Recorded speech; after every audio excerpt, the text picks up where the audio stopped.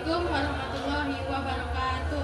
Shalom. Shalom. Om Swastiastu. Nama budaya. Kami dari kelas 12 IPA 5, kelompok 5, akan membuat drama pertentangan antar umat beragama yang sering terjadi di daerah kami. Sebelumnya, perkenalkan kami. Saya Ibrahim Yastin dari agama Muslim. Saya Gabriela dari agama Kristen. Saya Ivan Yawar Sabustan Ninggolan dari umat Kristen. Saya Silviana dari umat Hindu. Saya Fani dari agama Buddha. 5 remaja yang berasal dari berbagai latar belakang agama sedang duduk di sebuah kantin.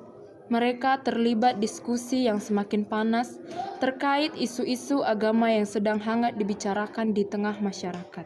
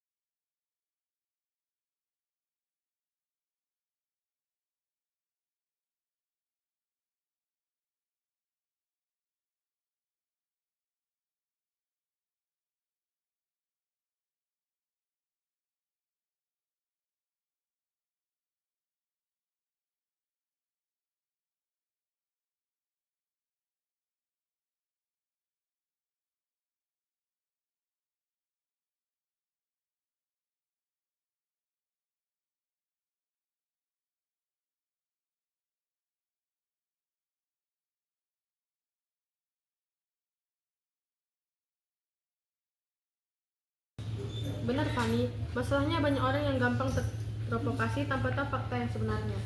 Tapi itu bukan alasan kita untuk saling terus mencurigai kan? Kita tidak bisa hidup dalam kebencian ataupun ketakutan hanya karena perbedaan agama. Itu yang harus kita hindari. Betul itu, Yoel. Kalau kita terus-terusan terjebak dalam perbedaan ini, persatuan kita bakalan terancam. Setiap agama punya cara tersendiri untuk dalam menjalankan hidup mereka. Tapi semua agama pasti mengajarkan kebaikan dalam hidup sehari-hari. Mungkin masalah utamanya bukan hanya perbedaan agama, tetapi tergantung cara kita merespon perbedaan tersebut.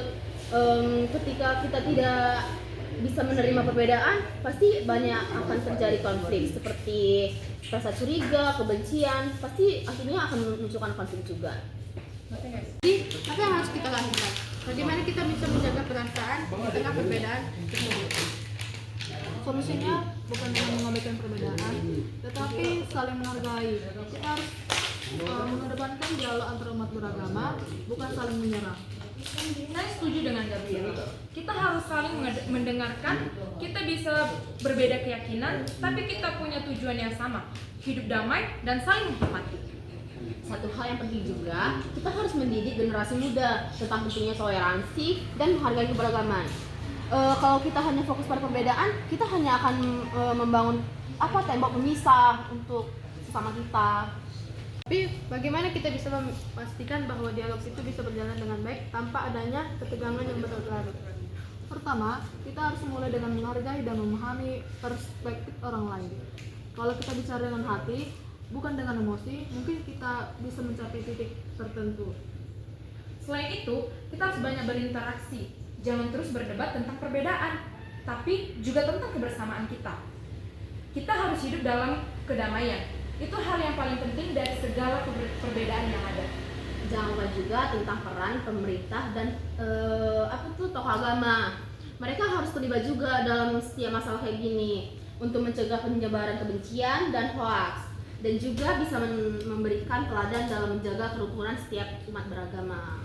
Dengan cara itu, kita bisa menjaga persatuan bukan hanya di permukaan saja, tapi di hati kita masing-masing. Kita perlu saling menjaga tanpa ada rasa perbedaan. Dengan senyum, mari kita buktikan bahwa kita bisa hidup berdampingan dan saling menghargai. Itu lebih penting daripada menang dalam debat agama.